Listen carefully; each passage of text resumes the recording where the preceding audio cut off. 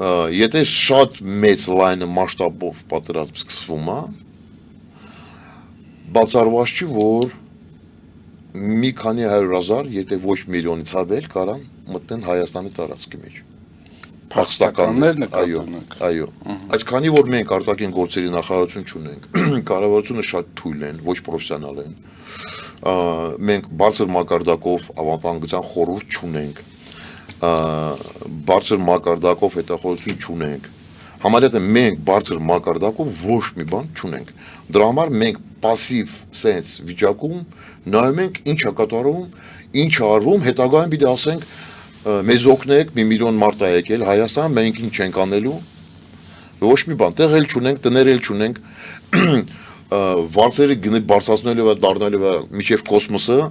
ու հայի խասյատը սենց է, այդ հիմա փախստականներ Հարաբաղից եկածներ, որ ապրում են, հավատակ ինձ սենց ալնելու,